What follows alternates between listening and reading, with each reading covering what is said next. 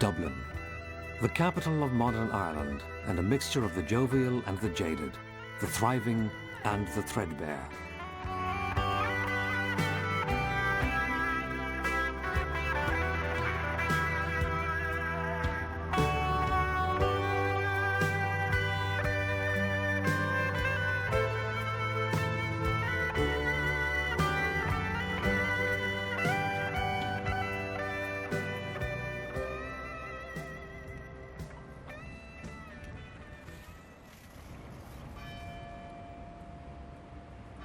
The city's history of occupation is encapsulated by Christ Church Cathedral.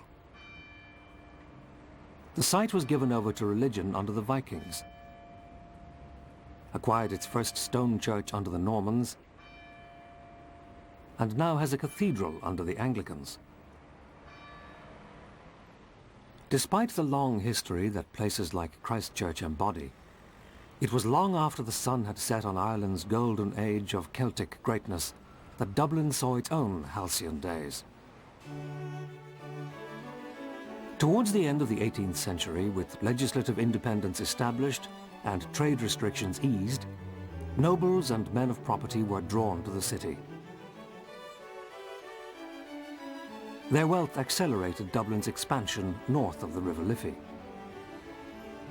The boom in trade is reflected in buildings like the Custom House, completed in 1791 by James Gandon. Gandon's vision is reflected in many aspects of Dublin's 18th century development, including the King's Inns, the Dublin Inns of Court where barristers used to live as well as study.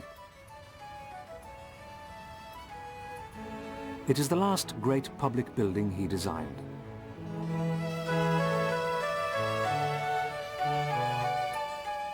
Fine new terraces were built, such as Henrietta Street.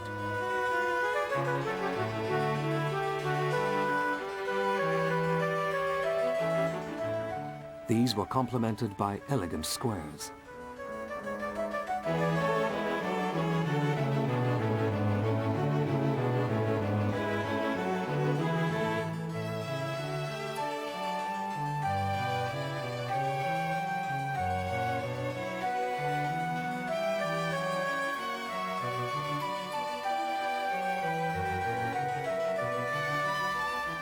The fashionable residential district that grew up on the north bank of the River Liffey in the 18th century was centred on a major thoroughfare. Today we know this as O'Connell Street. Rebuilt after the Civil War, it is a mixture of the old and the modern. Nevertheless, its elegance has not been totally obscured, and the statues that still line its centre remind us of the importance it assumed following Dublin's 18th century expansion to the north. Within decades, the city began to spread back across the river, to the east of the old city. The Duke of Leinster built the first nobleman's house south of the river in the 1750s. Today, Leinster House is Ireland's Parliament building.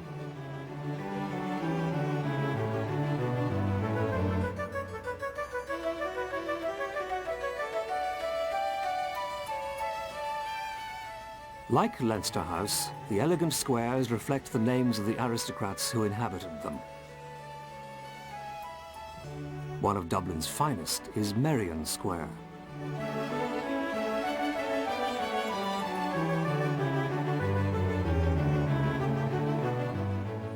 The profusion of commemorative plaques that adorn the walls of the square reveal just how fashionable it became among the great and the good.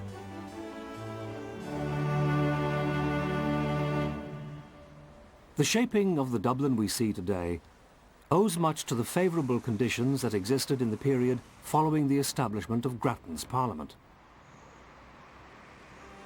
Even that oppressed majority, Catholics, gained limited voting rights and the right to buy land.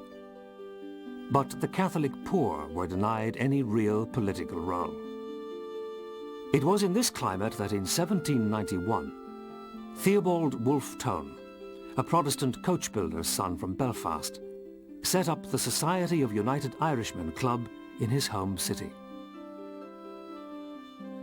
A second soon opened in Dublin. The leadership of the United Irishmen reflected the three-tier society that had resulted from the 17th century plantations and the penal laws. Most of the leaders in Ulster were Presbyterians, whilst the leadership in what is now the Republic was mainly Anglican Protestant. I think the main idea was it was at a time when ideas were floating around Europe to a huge degree, and republicanism, the rights of man, and democracy even, non-sectarianism, these were all very attractive ideas for the people who had received most, because of the penal laws, most education, who were Protestant. The inspiration for these ideas was the French Revolution. It threw into question the notion of sectarianism aimed at marginalizing Catholics, by demonstrating that Catholics could be safely admitted as citizens. The United Irishmen proclaimed three specific aims: to transcend anti-popery, to achieve fully fledged separation from the British monarchy, and to accord parity of esteem to indigenous, pre-colonial Irish culture. William Pitt, the British Prime Minister, grudgingly tolerated the United Irishmen until 1793, when war broke out between Britain and France. Fearing an Irish alliance with the French, he immediately suppressed the organization. Unlike their counterparts in the south, the non-Presbyterian Protestants in Ulster found themselves in opposition to the United Irishmen's ideals. It was here at Loch Gall that a fight took place between two vigilante groups, the Protestant Peeper Day Boys and the Catholic Defenders.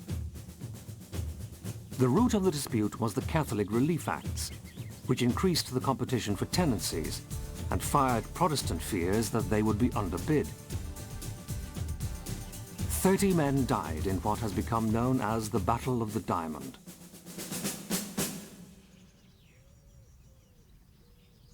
Following the battle in September 1795, it was in this farmhouse near the site of the fighting that the Protestants founded an organization with the intention of frightening Catholics out of the district.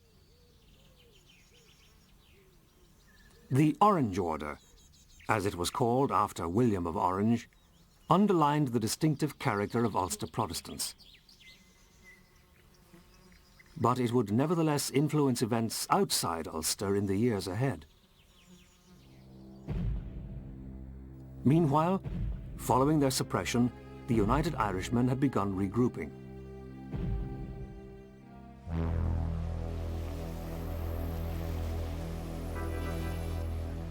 It was here at Bantry Bay in 1796 that they launched their first attempt to strike back. Wolfe Tone, who had fled to America, had been persuaded to forego his plans to be a farmer in Philadelphia, and instead to go to France to rally support against Britain.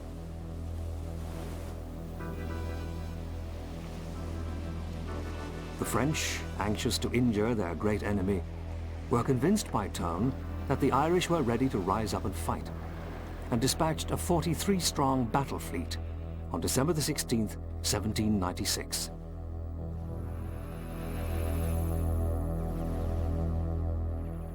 The French were landing, I presume, not so much to set up the Great Irish Republic. They were landing because they saw armed rebellion in Ireland as being a very useful way to distract an England with which they were at war and had been at war for a while. So Ireland, I suppose, to some degree, was part of the European power game. Severe storms dispersed the fleet, but some troops did land here at Bantry Bay. What they encountered was not a fighting force of Irishmen, but ragged, unenthusiastic peasants. Ironically, these peasants believed that the French had been sent by the northern Protestants to suppress them further.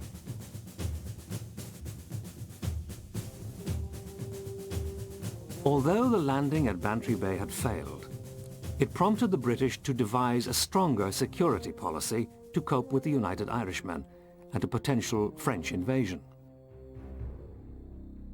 This left the southeast of the country almost bereft of troops, and aware that fears about the Orangemen could only strengthen their support from ordinary Catholics, the United Irishmen devised a daring plan to strike at Dublin itself, independent of French help.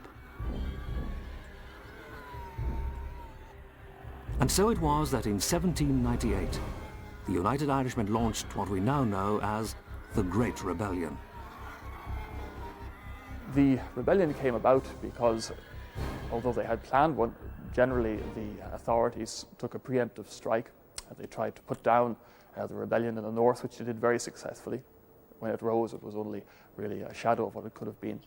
And Wexford then, which was quite a quiet county, which had only very recently been organised by the United Irishmen, was where the rising began, and mainly because there were genuine fears among the population there about the fate of the government and the Orangemen, although the Orangemen weren't very prevalent there, what the Orangemen had in store for them. The county of Wexford in the southeast is the part of Ireland that is nearest to mainland Europe. Its magnificent beaches make it a favourite holiday area for Dubliners. But the peace that greets today's visitors could not be further removed from the turbulence of the Great Rebellion in 1798. But what did it achieve? Initially, great success. The United Irishmen on the field were generally extraordinarily brave individuals.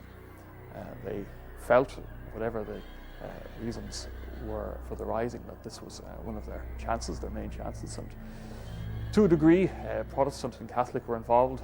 On either side, you had many loyalist Catholics and you had many Republican and Protestants, so it was an interesting time that way. The town of Wexford itself will forever be associated with the United Irishmen's initial success. With its narrow streets and alleyways, Wexford sits on the south bank at the mouth of the River Slaney. Today it is internationally known for its opera festival, which features some of the lesser-known works of the great composers. Its strong cultural tradition is equalled by its long maritime tradition. The shipping trade was built up in the 19th century, which saw the growth of many local companies. But overlooking the harbour is a reminder that the town's seafaring connections go back even further. The statue that gazes across the waters is that of John Barry, Senior Commodore of the United States Navy from 1794 to 1803. Barry was born at Ballysampson in County Wexford. At the heart of Wexford's quaint centre is the bull ring, which was once used for bull baiting, a popular sport among the Norman nobles who arrived here after the Vikings. But it is another statue that reminds us of the Great Rebellion. The memorial in the town centre depicts a pikeman, a name given to the rebels after their weapons. So great was their initial success that they held Wexford for a month, until it was recaptured by Crown forces. Following its recapture, so many of the United Irishmen's leaders were arrested that most of the risings that ensued elsewhere were ill-organized and failed.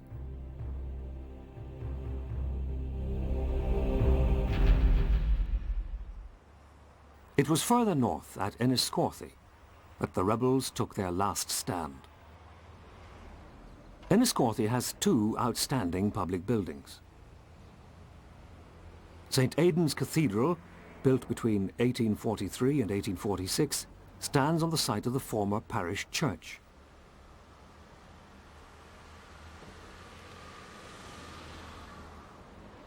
The town's other architectural gem is the castle, which dates from 1586. And it is here in the 1798 room that many of the weapons used by the pikemen are preserved. In overall command of the British Army was Lord Cornwallis, who had earlier led the British to defeat in the American War of Independence. This time, he would make no such mistake. The setting for the final battle of the Great Rebellion was just outside the town, at Vinegar Hill.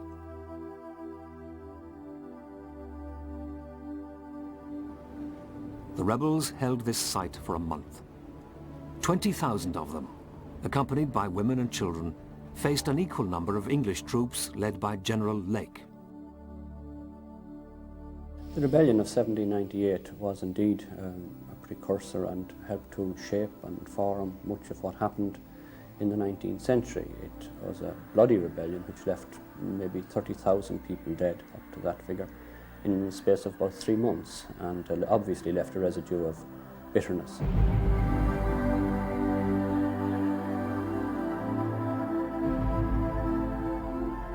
The rebels met their final defeat on the 21st of June, 1798. The Great Rebellion was over, but its influence would live on.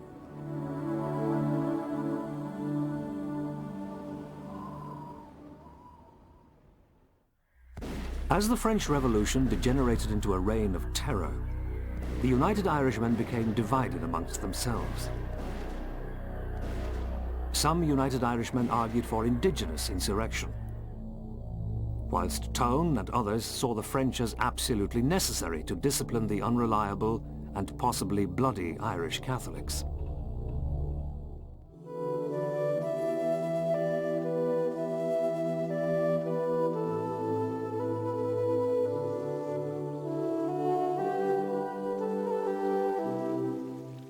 North Mayo is the most remote and least inhabited region of Ireland. 400 square miles of it covered in blanket bog, a form of peat composed of dead grasses and sedges that formed through the high rainfall and humidity springing from the mighty Atlantic to the west.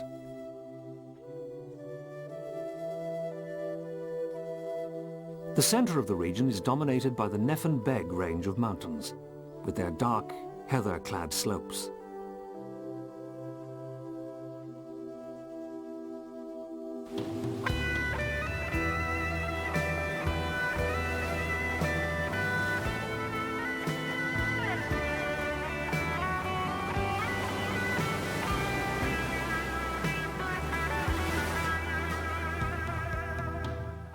Further north, the coastline with its dramatic cliffs is scarcely less desolate.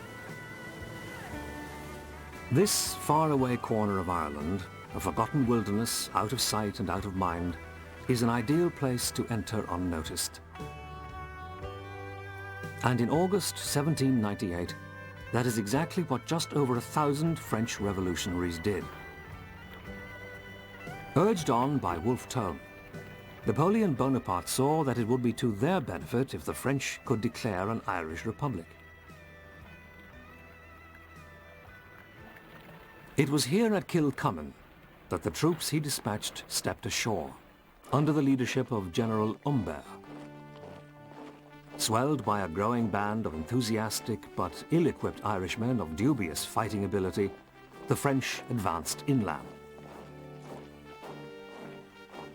As they progressed, it was here at Killala, in 1798, that the Republic of Ireland was first proclaimed, and John Moore was named as the first president.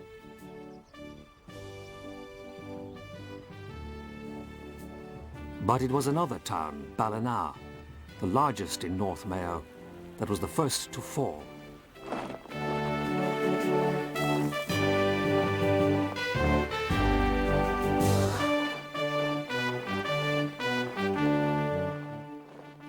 Humbert's band of French and Irishmen advanced inland.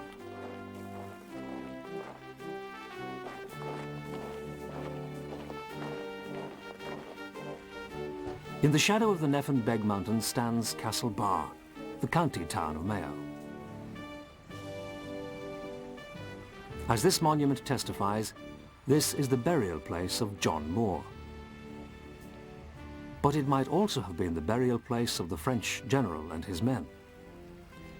For waiting for them when they arrived in the town was the same General Lake who had earlier quashed the Great Rebellion at Vinegar Hill. His force of militia and yeomanry was vastly superior to that of Humbert's, but despite this, When battle commenced, it was the French who caused the rout. General Lake's cavalry was forced to retreat, and as it stampeded away, the spectacle earned a never-to-be-forgotten description: the races of Castlebar.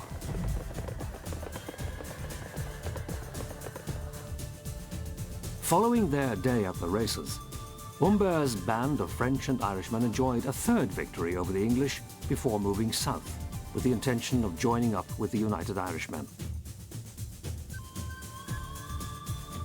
But Wolfetone's men had already been defeated. The same fate awaited Humbert's forces at Ballinamuck, where the French were taken prisoner and the Irish were hanged as traitors.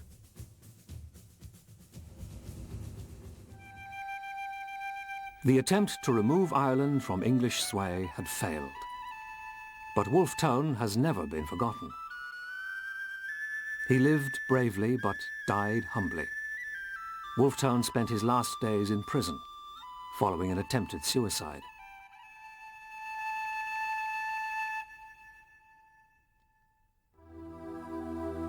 Perhaps the most significant legacy of 1798 is that, for the first time, the notion of an Irish patriotism independent of England had taken root. It was a turning point that was pivotal to modern Ireland, marking the decisive moment when the two main political traditions of Ireland, nationalism and unionism, split.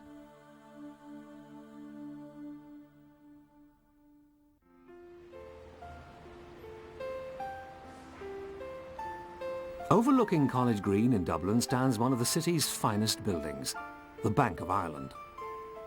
Fittingly, the three statues above the pediment represent Hibernia, standing between fidelity and commerce. They are a statement of lofty idealism. This is no accident, for it was designed to house the Irish Parliament. But it was not destined to fulfill this role for long. The 1798 rebellion had convinced the British Prime Minister, William Pitt, that only complete political union with Britain could render Ireland stable. Therefore, he proposed that the Irish Parliament should be abolished and that Irish representatives would take 100 seats in the Imperial Parliament in London. At first, the Irish Parliament voted by a majority of 5 against the union. But bribes, such as offers of peerages and offices of state, changed all that. On January the 1st, 1801, the union with Britain was officially formed. It was 2 years later that this fine building was converted for the use of the Bank of Ireland. In future, it would serve the interests of finance rather than democracy, not unlike some of those who caused its original purpose to be abandoned. The Act of Union since then has been seen very much as the suppression of Irish rights by England, so on, so on. But it's interesting to point out that in 1800, when the Act of Union were passed, Roman Catholics, or the great majority of them, are the ones who were thinking and talking and the ones who were heard and noted. We don't, of course, know very much about what ordinary people thought anyway, but certainly the Roman Catholic hierarchy were, I think, by and large, very much in favour of the Act of Union, because they saw the Act of Union as something that would get them out from under the heels of what they perceived to be their oppressors. Catholic support for the Union was based on the promises made at the time that it would be accompanied by emancipation for this still suppressed majority. However, in the event, such promises came to nothing. The Act of Union, I think, it's very easy to talk in hindsight and pontificate from 100, 200 years on, but if the Act of Union had come with emancipation for the country's Roman Catholic majority, I think things might have panned out quite differently, but it didn't. So there was another level of disillusionment created upon the bitterness and suppression of the 18th century. To add to the disillusionment, an end to protective legislation and a wider Europe recession caused the Irish economy to seriously decline following the Union. In these harsh times, practical attempts at rebellion were thin on the ground. But there was one exception. When Robert Emmet, a Protestant from Cork and the son of the state surgeon, returned from France in 1802, his plan was to seize Dublin Castle, the seat of British administrative power in Ireland. In the event, 30 people were killed, and Emmet himself was soon captured. One of the reasons that his legacy is so enduring really is because of a speech from the dock he gave, which is very, very moving. He wasn't alone of the patriots at that time who gave such speeches, but his was aspirational. It asked in the end that his memory lie in obscurity until other men at other times would take up his cause again. So it was almost a clarion call to future generations, and it had a profound effect on individuals right through history. As he stood in the dock, condemned to be hanged, drawn and quartered, Emmet proclaimed, "Let no man write my epitaph. When my country takes her place among the nations of the earth, then, and not till then, let my epitaph be written."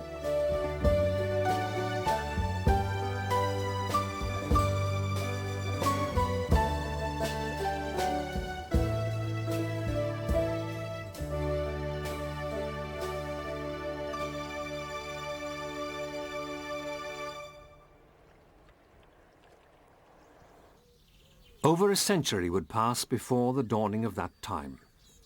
A century in which the struggle for independence was expressed not only through physical force, but also political action. One of the most prominent constitutional nationalists was Daniel O'Connell. A Catholic lawyer from Kerry, he was born here at Carham House in Cahersiveen, now little more than a ruin. Unlike most Catholics, he came from a well-off family that had acquired its wealth through trade. His personal life was far removed from the poverty of many of his compatriots. In 1825, he inherited the house and lands that now form Kerry's Derrynane National Park. The south and east wings still appear much as they did when O'Connell added them to the house. Today, Derrynane contains many mementos of his life, and its fine rooms and furnishings give an insight into the opulence O'Connell enjoyed. Like many people from such a background, he was educated in France and inspired by the ideals of the French Revolution. With his brilliant legal mind, he sought to achieve change by using rather than breaking the law. Although he wished to see the Union repealed, the first priority of his Catholic Association was to campaign for the right of Catholics to become members of Parliament.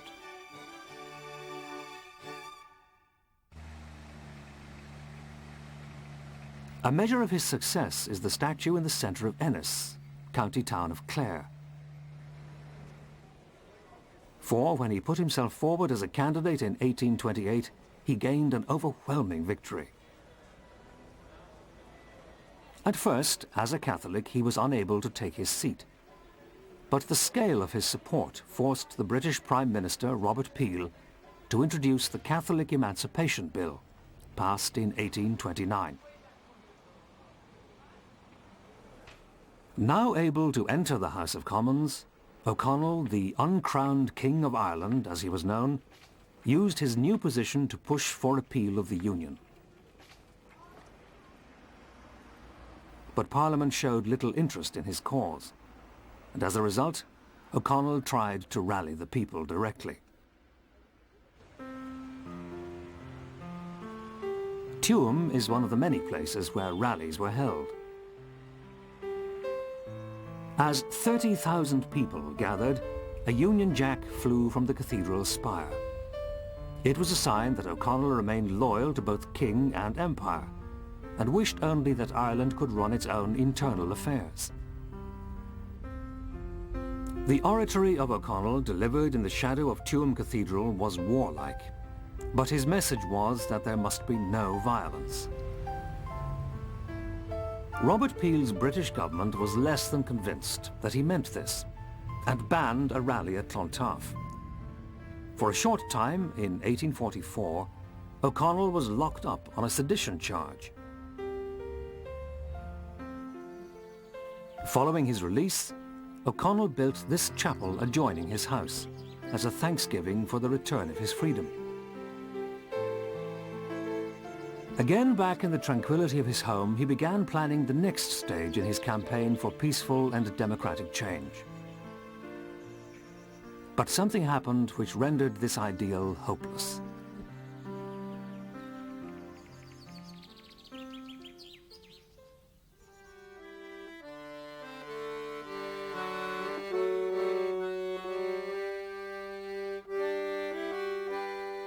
It was 1845, and across the land the Irish peasantry were living, as Sir Walter Scott had once put it, on the extreme verge of human misery.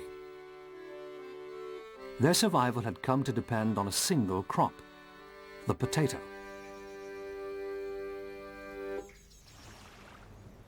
The potato appeared in Ireland with the colonization of the late 16th and early 17th centuries. The man responsible for introducing it is strongly connected with the town of Youghal in County Cork. Throughout Youghal there is evidence of its historically strategic position as a seaport. The town's vulnerability to invasion from France and Spain made it one of England's most strongly defended Irish ports, and in the 13th century led to it being enclosed by the impressive town walls. Today, they are among the best preserved town walls in Ireland. It is said that sailors from Youghal could recognize each other in any port in the world by their distinctive whistle. It is fitting then that in the 16th century, one of the world's most famous sailors was also Mayor of Youghal. And it was he, Sir Walter Raleigh, who, returning from his exploits in America, brought the potato back with him. The potato rapidly became the principal food of the poor. This was mainly because, being concealed underground, it was one of the few crops able to survive the devastation wrought on Ireland by the armies of James I, William III, and Cromwell. By 1845, the Irish poor were more dependent than ever on this humble crop, as their lives plunged to new depths of squalor. Just as this was happening and life was at its hardest, nature dealt her own crushing blow. Not once, but several times the potato crop was hit by blight. One of the many places in the west of Ireland where this was so is the Strokestown Park Estate in County Roscommon. Today it is open to the public and includes an extensive famine museum, as well as the faithfully restored house and gardens. Well, what you had in Ireland at the time of the Great Irish Famine from 1845 to 1852, you had a situation whereby virtually 80% of the land of Ireland was owned by landlords. And in each area, the landlord would have a fine house like Strokestown House, and that would sit in the centre of an estate that oftentimes extended to maybe 30, 40, 50,000 acres. Now, in each case, the family would maintain a private domain.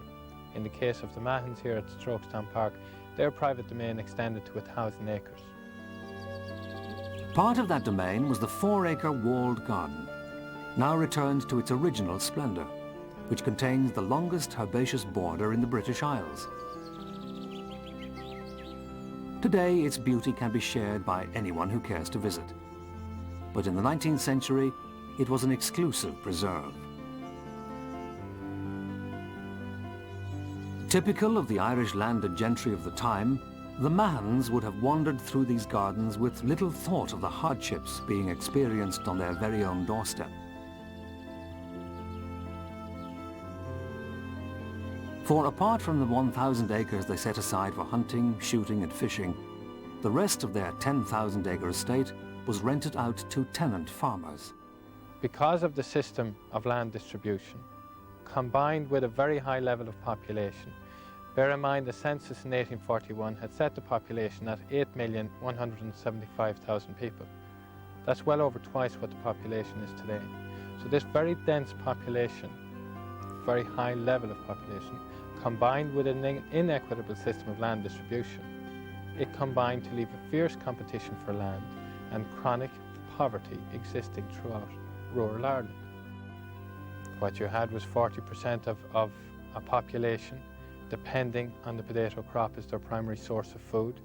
These people lived and subsisted on maybe 3.5 acres of land.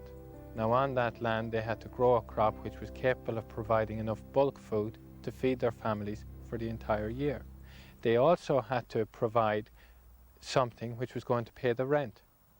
Now potatoes was the chosen source of food, given that it was the one crop capable of producing enough bulk to feed the family, to the extent that some of these families were capable of growing oats or maybe fattening a farm animal. That foodstuff had such a strong cash value that essentially the family couldn't afford to eat it themselves.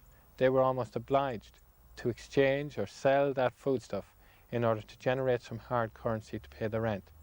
They lived in poverty on the land, but they felt that to lose it would be the end of them. The problem was made worse by Ireland's economic dependence on Britain, which had begun importing grain from the continent, leading to a fall in demand from Ireland. At the same time, a rise in the demand for meat led to a conversion from tillage to grazing. With a reduced need for farm labour, many farmers sought to clear their land of redundant workers. There were policies in place on the estates that where a tenant fell into arrears with the rent, then they would be served very promptly with a notice to quit, which was essentially a legal document giving them a specific length of time within which they were to surrender the land that they had and vacate the house. And if the family hadn't left by the due date, then they would be forcibly evicted by the land agent, backed up with bailiff, constabulary and whatever was required. The landlord was in no position on his own to enforce his policies. What happened to a large extent throughout the country was that you had in place middlemen. Middlemen would be oftentimes local people, Irish people. They would rent large tracts of land from the landlord and would sublet it in turn to their poorer neighbours. And again, it was charged on it at maximum rate. So there was a whole structure in place. Displaced peasants had little option but to move into unwanted bogland or coastal areas, which they cleared and manured in order to grow potatoes. In the early days of the famine in particular, a number of schemes were set up to help offset the devastation. Some of them were privately sponsored, among them the Connolly Folly, considered a great act of philanthropy by the Connolly family, whose workers were paid half a penny a day. A number of government-funded public works schemes were established. Here in County Galway, for example, a narrow strip of land separates Lough Mask from Lough Corrib, near the village of Cong. Construction began on an ambitious scheme to link the two lakes by a canal with 3 locks. The labour was provided by men employed as part of a famine relief scheme. They laboured for 6 years on piece rates, sometimes earning as little as 3 pence a day, until the project proved too uneconomic to continue. The partially completed works that still survive today echo the hopelessness of the poor, struggling to create a canal that would never carry a boat. But things were set to get even worse. It should be pointed out that when blight first emerged in 1845, Robert Peel was Prime Minister in England, and he was very quick to grasp and to realise the effects and the impact that a failure of this potato crop would have on a huge number of Irish people. And he undertook to import maize into Ireland. That maize was referred to as Peel's brimstone, largely because of the fact that as a cereal diet, the Irish, through their dependency on the potato, their systems were unused, and they were unused to the preparation of this cereal and to its digestion, and they found it very difficult to digest for a while, and they called it Peel's brimstone. Nonetheless, that same maize went a long way towards accounting for the fact that so few people died in 1845 as a result of the famine. But Robert Peel's policies came under attack.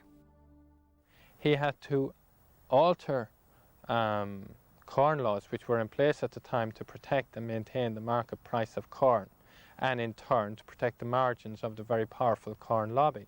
So he had to alter those laws in order to bring in this subsidised foodstuff. But that action by Peel proved to be so unpopular within his own government, within his own establishment, that it led to his losing his position in power. And he was replaced in 1846 by a man called Lord John Russell, leading a Liberal government. Now that was the lethal blow to an extent, because whereas prior to 1846 there had been a scheme of public works, by no means perfect, but albeit an effort, largely funded by the English government, with the absence of that funding, these schemes collapsed in chaos. People lived by different means. Oftentimes you had what we call landless labourers. These people who would have no resources essentially of their own, who held no land, who didn't have the money to rent land. But they may travel around from estate to estate, pledging their labour or their services to the landlord, either within the stables or on the farm or whatever, for a year, in exchange for a fertilised plot of land on which they could grow a crop and on which their family could subsist. But oftentimes in situations like this, no money changed hands. And because no money changed hands, no recognition was given to the work done by this family, other than the work that was required to tend this small plot of land on which they grew a crop of potatoes. So people who didn't understand the background could look at a robust, healthy family living on this small plot of land on which they grew a crop that would account for certainly no more than 2 or 3 weeks' work in the year. And the automatic assumption, if not understanding the background, would be these people do nothing else other than tend this small plot of land. Why don't they do something else and help themselves? So it was this lack of understanding that to an extent underpinned these policies. If the plight of the poor was misunderstood, the Irish gentry who ruled over them were held in scarcely higher esteem by the English establishment. They were almost viewed within that society that they craved so much as a class. This class of landed gentry would have been almost ridiculed and were never going to actually be accepted within the inner reaches of that society. Loathed by the peasants and laughed at by the English, landlords like the Mahons of Strokestown were isolated by the laissez-faire policy of Lord John Russell's government. Following 1846, it became basically the responsibility fell totally on the shoulders of the landlord to supply or to provide for the destitute in his area. He would have been liable prior to that for the payment of the poor rate, which was used to fund the workhouse. And at this stage, landlords invariably found it an impossible burden. People died throughout the countryside. There are different accounts of people dying trying to eat grass, trying to survive on grass. People died outside the workhouses. To go to the workhouse system, a family had to be prepared for the fact that once that family as a unit entered the workhouse to avail of the relief that was within those walls, they would be split up. While many people went there, many people died outside of it, not prepared to accept that last battering or that last surrender of that last shred of dignity.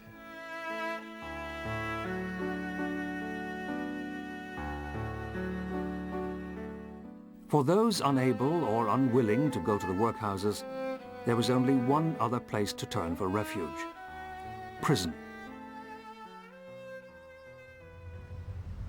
Kilmainham, built between 1787 and 1796 as Dublin County Jail, was at the time one of Europe's most advanced prisons. As the effects of the famine spread, its population, along with that of other prisons, mushroomed. In the 12 months from 1850, there were almost 10,000 prisoners in Kilmainham alone. A Vagrancy Act had been passed. I think that was 1848 or so. So anybody found even begging or loitering in the streets would be picked up. I think it was 2 or 3 days. Many people broke the law simply to attain food, and if that wasn't successful, people broke the law just to get into the jail here. People were so desperate that in each cell you would find 5 or 6 adult inmates. Corridors, any other spare rooms in the prison were flooding, overcrowded with individuals coming into the jail. The food ration that was doled out to the jail was meagre at the best of times, or doled out in the prison. But during the famine, it was actually, I think, almost halved, just to stop the draw for people to this building. Many who entered prisons like this never stepped outside again. The remains of many famine victims still lie under the flagstones of Kilmainham.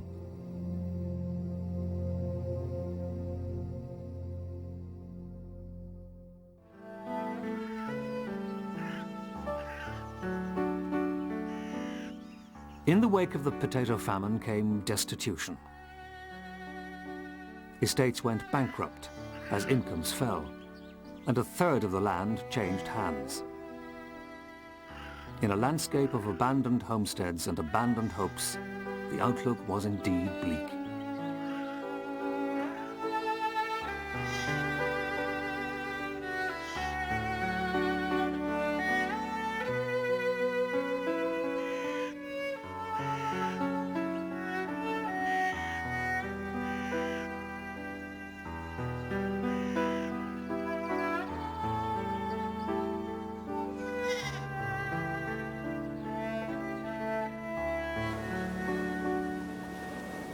For many of those who managed to survive the potato famine, the ocean to the west offered their only escape. They cast their fortunes upon the tide in the hope that it would carry them to a new life, where the future was not a captive of the past.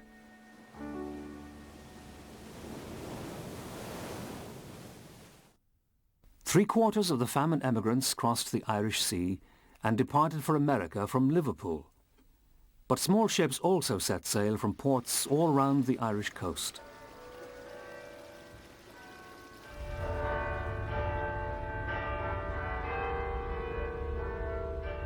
Under the shadow of St. Colman's Cathedral, Cove, an outport of the main harbour at Cork, was one such port. Cove's expansion began when Cork Harbour became an assembly point for Royal Navy ships engaged in the American War of Independence. It is perhaps ironic that just 2 centuries later, the forebears of many famous names in US history should pass through here on their way to a new life across the Atlantic.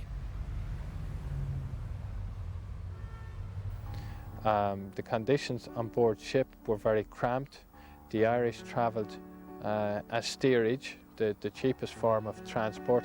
In many cases it's suggested that the Irish were used actually as ballast for the ships, for that which basically to travel in the bowels of the ship, the actual human cargo that keeps the ship upright in the water, and were confined to staying below decks. Through limited supply of fresh air, they had limited supply or access to fresh water. Again, many of them were already weakened by the time they got on board, and as a result of the unsanitary, overcrowded conditions, disease spread very quickly on board ship. These people weren't necessarily embraced with open arms once they arrived on a foreign shore. No blacks, no Irish, no dogs were common signs, and again they had to carve out their own niche.